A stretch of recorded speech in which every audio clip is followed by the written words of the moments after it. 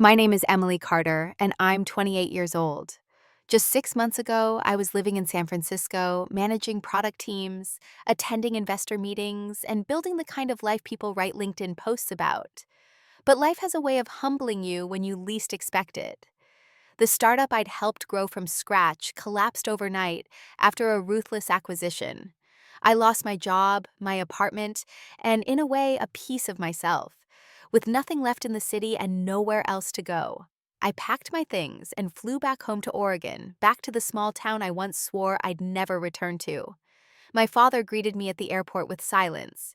He didn't ask what happened, didn't offer comfort, just grabbed my suitcase and said, "Let's go." I thought maybe he needed time to process. But the next morning, over black coffee and burnt toast, he looked me in the eye and said something I'll never forget. "I didn't raise you to be a freeloader. I don't want to feed an extra mouth in this house. You're going to work or you're going to leave." I sat still, my hands wrapped around the mug, my heart quietly sinking. I had just buried the last 5 years of my career, and the only family I had left didn't ask how I was doing. He just found me a job, not in finance, not in tech, but as a dishwasher at Rusty's Diner, the greasy spoon where he and his war buddies had breakfast every Saturday. I smiled and agreed. I didn't argue. I didn't defend myself. I accepted the job, the uniform, and the humiliation that came with it. But I wasn't broken. Not yet. Because deep down I knew something he didn't. He thought I came home to be saved. What he didn't realize was that I had already begun saving myself. And when I didn't show up for that dishwasher shift 3 weeks later, everything began to change. For him, for me, for the truth. My father, William Carter, is 71 years old. A retired military man built from disciplined silence and sharp corners. He wakes up at 5 a.m. every day without fail, even though he has nowhere to be. He keeps the lawn mowed like it's a golf course, counts every penny, and refers to feelings as weaknesses. My mother died when I was 16. After that, it was just me and him. And just me and him meant silence over dinner curfews enforced like curfews in boot camp, and emotions kept locked in a box somewhere deep in the basement of his chest. Growing up, he didn't come to school plays. He didn't hug me when I got into Stanford. But he did pay the tuition, every cent. Never said a word about it, just handed over the checks. I spent years convincing myself that was his version of love. When I left for California, he told me, "One day you'll see the real world." I suppose he thinks that day finally came when I knocked on his door with a suitcase and no job. But what he doesn't know is that I didn't come home to ask for help. I came home because I had a plan. And part of that plan required me to disappear for a while, to be underestimated, to sit quietly and observe, to let everyone assume I had failed. It wasn't easy. The first few weeks back home felt like prison. The house was cold, quiet, and full of unsaid things. Every move I made was under his scrutiny. If I stayed in my room too long, he'd knock and say productive people don't nap during daylight. If I used his car, he'd check the mileage and remind me that gas doesn't grow on trees. And when he handed me the application for the job at Rusty's, he said, "Don't think this is beneath you. It's honest work. It'll teach you something." I wanted to scream. I wanted to say I've managed budgets bigger than this entire town. I've pitched to VCs with more zeros in their portfolios than you can imagine. But I didn't. I nodded, took the job, and started washing dishes 6 days a week from 3 p.m. to midnight. The manager, Dave, was kind in a tired way. He didn't ask questions. He just pointed to the sink and said, "Gloves are in the drawer." The other staff were mostly teenagers trying to save up for college or pay rent. No one knew my past, and I didn't offer it. I worked quietly, quickly, and well, but in those long hours of scraping plates and mopping greasy floors, I wasn't thinking about failure. I was watching, listening, planning. Because the truth was, I had money. Not much, but enough. When my startup got bought out, the founders got wiped out. But early employees like me got small equity payments. Not enough to retire, but enough to start something new. I had already filed the paperwork for a consulting firm. I had 2 silent contracts signed. I just needed time. And silence. And the kind of invisibility that only a dishwasher in a small town could get. It happened on a Tuesday. I had just finished my shift at Rusty's, my hands raw from the detergent, my back aching from hours of bending over sinks. I got home at 12:45 a.m., expecting the usual cold silence from the house. But the living room lights were still on, and my father was sitting in his recliner, arms crossed jaw tight. "Where were you?" he asked, though he knew exactly where. "Working," I said, dropping my backpack by the door. "Not anymore," he replied, holding up a piece of paper. It was a termination notice from Rusty's. Apparently, I'd been late twice and missed one shift. He looked at me like I had committed a crime. "You think this is a joke? You think you can just coast?" I blinked, more confused than angry. I hadn't missed a shift. I hadn't been late. I showed up every single day. But I didn't argue. I let him talk. He stood up, voice rising. "I'm not going to support someone who doesn't respect work. If you don't find a new job in a week, you're out. I'll change the locks if I have to." My fingers tightened around the strap of my bag. The words stung, not because I needed a place to stay. I had options. But because hearing them from him, my father, after everything I had done, after everything I was building, it was like a punch to the chest. "You have no idea what I'm doing," I said quietly. He snorted. "I know exactly what you're doing.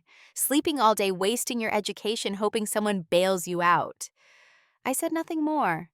There was nothing I could say that he would hear. That night, I sat at my desk in the corner of the guest room, opened my laptop, and logged into my business account. The second client had just wired the deposit. I now had over $80,000 sitting in clean capital and another proposal pending. I also had something else information. See, my father wasn't just retired. He did part-time technical consulting for a local manufacturing firm, Delman Technologies. It wasn't a glamorous job, but it paid enough to keep his pride intact. What he didn't know was that Delman had just been bought by a much larger conglomerate that I was advising. The acquisition wasn't public yet, but it would be. And when it went through, every department in Delman would be audited, evaluated, and possibly restructured. I already had the meeting scheduled, and I already knew exactly who would be in that room. I stared at the termination letter from Rusty's for a long moment, then folded it neatly and slid it into a drawer. I would not be finding a new job. I already had one. And very soon, my father was going to see exactly who he had tried to kick out of his house. The next few days passed in calculated silence. My father didn't speak to me unless absolutely necessary. He left early, came home late, and slammed doors just slightly harder than normal. I kept to myself, ate quietly, worked quietly, and continued building. I finalized my third client contract. My company, Carter Insight Solutions, was now officially operating under an LLC with a growing cash flow and multiple inbound inquiries. But I didn't tell anyone, especially not him. Every night I sat at my desk and reviewed data strategy plans and reports. Every morning I watched my father drink his coffee, flip through the newspaper, and complain about young people who expect the world. The irony was almost too much to bear. Meanwhile, Delman Technologies was preparing for its internal review. I knew their books better than some of their execs did. My firm had been hired by the acquiring conglomerate to assess operational efficiency and talent retention strategy. My job wasn't just to evaluate departments, it was to determine who stayed and who didn't. And my father's team was on the shortlist, not for downsizing, but for restructuring under new leadership. And guess who had the authority to nominate the new department lead? Me. I didn't intend to fire my father. That would have been petty. But I did intend to put him in a position where he'd have no choice but to see me clearly, where he'd have to acknowledge what I'd become, not what he assumed I was. I needed one more piece to complete the picture, a moment where the mask would come off. And then it came. On a Sunday evening, over a dinner we barely spoke through, he looked up from his plate and said, "Tomorrow, I'm taking you to Delman." I talked to their HR manager. "They need a receptionist. You'll start at 8 a.m. It was said like a command, not a suggestion. I stared at him. Fork paused mid-air. "You arranged a job for me. At your company?" He nodded. "I figured you couldn't mess up answering phones. It's better than watching you rot in that room." I put the fork down slowly. "Thank you," I said. "I'll be there." He seemed pleased, or at least satisfied. That night, I chose my outfit carefully. Business professional, clean lines, minimal jewelry. At 7:45 a.m., I walked into Delman through the executive entrance, not the front lobby. I met with the COO, joined the acquisition team in the boardroom, and laid out my department review recommendations. At 9:30 a.m., I requested that the operations floor manager, William Carter, report to the conference room for a feedback session. At 9:35, my father walked in, eyes confused, posture stiff. He looked around the room, then at me. His daughter, sitting at the head of the table next to the CEO, clipboard in hand, calm, direct, in control. He opened his mouth, but no sound came out. I nodded toward the seat across from me. Let's begin. He sat down slowly, like his body hadn't caught up to what his eyes were seeing. The silence in the room was thick. No one else spoke. They all knew who I was. My firm had been working with them for weeks, but he didn't. Not until now. I slid the performance review folder across the table. His name was at the top. William Carter, Floor Operations Technician. I spoke clearly, evenly. Mr. Carter, we're conducting in-person reviews of key personnel as part of the Delman acquisition. You've been identified as a critical figure in the current workflow model, and we'd like your insight on several transition points. He blinked twice, processing the language, then looked directly at me. Emily, what is this? I met his gaze without flinching. This is my work, Dad. Carter Insight Solutions was contracted to manage the personnel integration phase of the acquisition. I'm the founder and lead strategist. The room was dead quiet. He glanced at the COO, the CEO, then back at me. I nodded once. Yes, the startup collapse. That was 6 months ago. Since then, I've launched my own firm. We specialize in transition management for mid-tier tech manufacturers. This company is now one of our clients. My voice didn't waver. I didn't blink. And then came the part I didn't expect. He didn't yell. He didn't argue. He just sat there breathing slowly, eyes searching mine. You've been living in my house working in secret, pretending to be… What? Broken. I took a slow breath. No, I said. I was just tired, and I didn't want to fight for approval while I was rebuilding. I knew you wouldn't understand, so I didn't explain. And instead, you assumed the worst, that I was lazy, lost, that I needed you to arrange dishwashing jobs for me. I let you think that, because sometimes being underestimated is the most powerful position in the room. He looked down at the folder again, then closed it gently. The CEO cleared his throat. If this is a conflict of interest, we can pause the review. I shook my head. No conflict. The review is over. Mr. Carter has nothing to prove. He's done his job with consistency and commitment. We're recommending him for promotion not because he's my father, but because his metrics are strong. I turned to him. Congratulations. He stared at me like he'd never seen me before. Maybe he hadn't. Maybe for the first time in his life he saw me not as his daughter, but as a woman who had built something quietly, thoroughly, and without applause. I stood up, offered a handshake. He didn't take it. He just nodded slowly and walked out of the room. The door closed behind him with a soft click. The CEO turned to me. You sure you're okay with how that played out? I looked down at the table at the empty chair across from me. I'm exactly where I need to be. The rest of the day moved forward like any other. Meetings, emails, strategic briefings. But a strange stillness followed me, like something had shifted under the surface. When I got home that evening, the house was unusually quiet. My father's truck was in the driveway, but the living room lights were off. I walked in slowly, half expecting another confrontation. Instead, I found him in the kitchen, sitting at the table, an untouched cup of coffee in front of him. He didn't look up as I entered. I set my bag down gently and waited. Finally, he spoke, voice low and rough. You should have told me. I leaned against the counter, arms crossed. Would you have listened? He didn't answer. Instead, he rubbed his face with both hands, something I'd rarely seen him do. I thought I was helping you. I don't know what I thought. Maybe I was trying to fix something I didn't understand. I stayed quiet, letting him talk. You've always been smart, he said. But I didn't think you had this in you. This level of control, planning, power. The last word came out like it surprised him. I walked over to the table and sat across from him. It's not about power, Dad. It's about respect. I wasn't asking for money or comfort. I just wanted space to rebuild in my own way. But you kept looking at me like I was broken, and I was tired of trying to prove otherwise.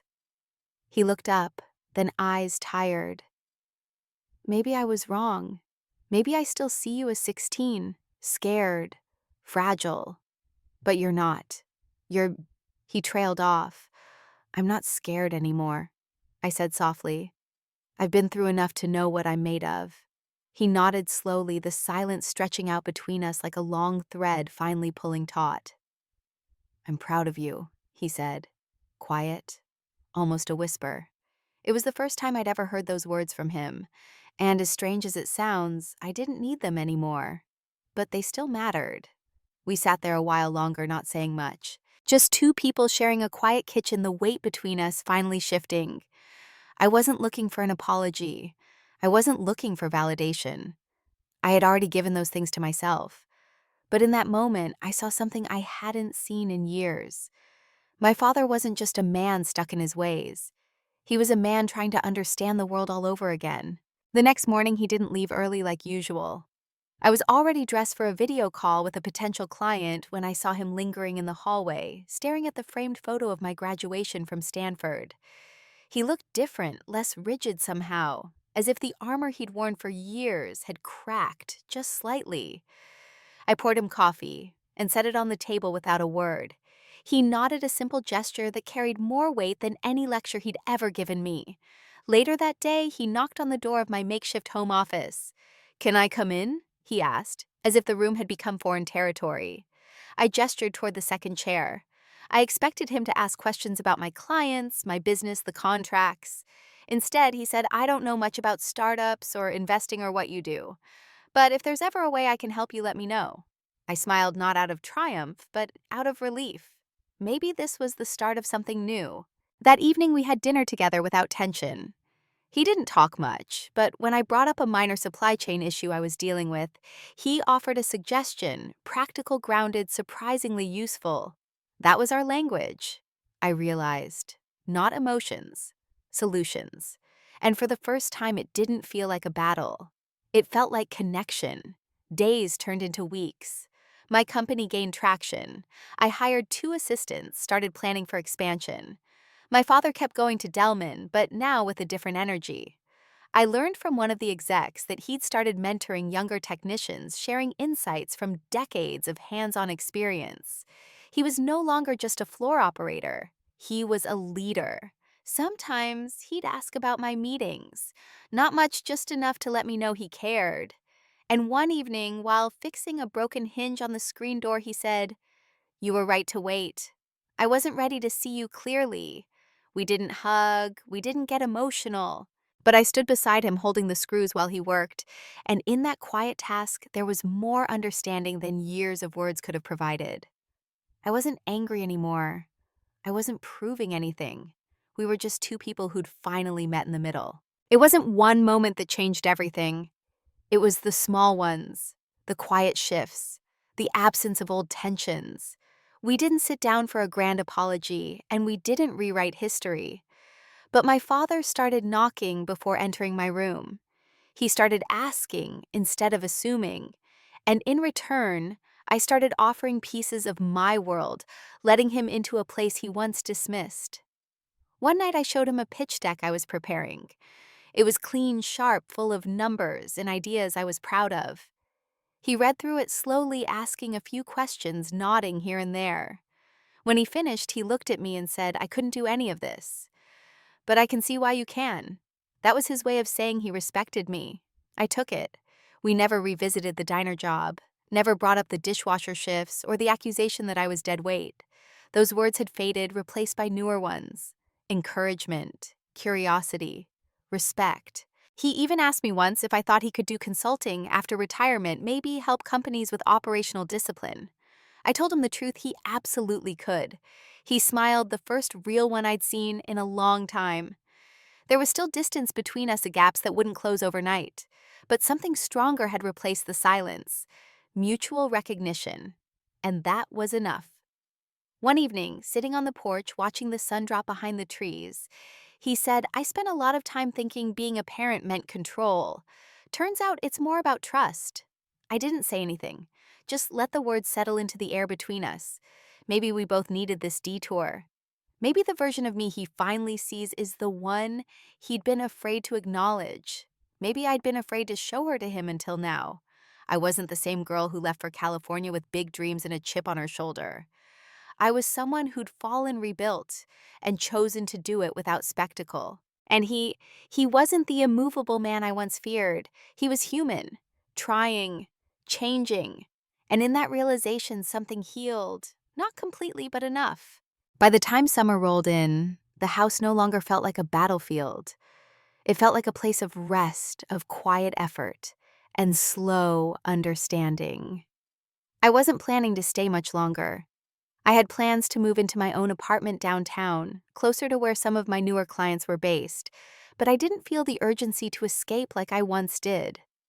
My father, too, had changed in ways he probably didn't notice. He no longer made comments about laziness or entitlement. He stopped referring to hard work as only the kind that made your hands dirty.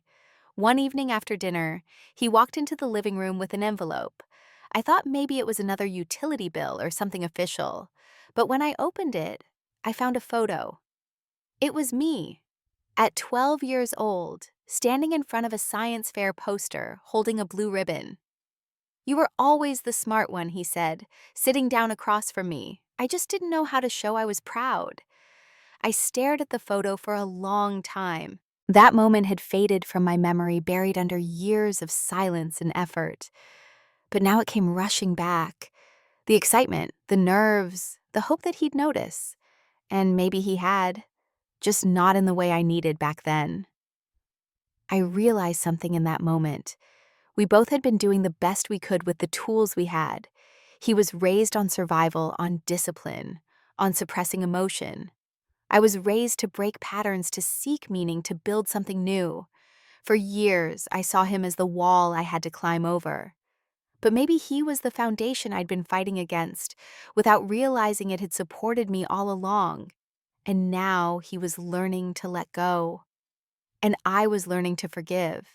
Not just him, but myself too, for needing his approval, for letting his silence shape my worth for so long, for forgetting that my journey wasn't meant to be validated by anyone else. That night, as we sat there in the living room, the old TV humming quietly in the background, I felt something shift inside me. Not anger, not sadness, just peace. I had come back to this house broken in places I didn't understand, and now I was leaving whole in a way I never thought possible. Not because he had changed everything, but because I had. 3 months later, I moved into my new apartment overlooking the Willamette River. It wasn't extravagant, but it was mine. The walls were painted warm, the windows wide, the space filled with light. My business had grown beyond what I expected, steady clients, a small team, and more control over my time than I'd ever had in Silicon Valley. But success looked different to me now. It wasn't about funding rounds or press coverage. It was about choice, about waking up and knowing I was building something on my own terms. My father visited once a week. He'd bring tools, still convinced something in the apartment needed fixing, even if it didn't. We'd have coffee, sometimes lunch, and once after adjusting a loose cabinet hinge that wasn't actually loose, he looked around and said, "You've built something real here." I smiled. I knew he wasn't just talking about the apartment. We didn't dwell on the past. There was no need. The lesson had already taken root. He treated me differently now. Not as someone to rescue or correct, but as an equal. Someone whose strength came not from rebellion, but from resolve. I often think back to that moment in the boardroom when he walked in and saw me for the first time without the lens of fatherhood. Just a woman standing in her own space, commanding her own path. That's the moment I carry with me, not as revenge, but as clarity. Because sometimes the most powerful transformation doesn't come from shouting your worth. It comes from living it quietly, relentlessly, until there's no room left for doubt. People talk about generational divides, about how parents don't understand the worlds their children are growing in. But I think what we miss is that sometimes it's not understanding we need. It's respect. The willingness to say, I don't get it, but I see you. That's enough. That's everything. So now when someone asks about my journey, I don't tell them about the job I lost or the title I left behind. I tell them about the dishes I washed, the silence I endured, the man I quietly proved wrong. Not through confrontation, but through presence, through doing the work. And I tell them this: you don't always need to win the argument. Sometimes you just need to outgrow it. Let them doubt you. Let them misjudge. And while they do build so quietly, so thoroughly, that when the time comes, all you have to do is show up. That's the real victory, the one no one can take from you.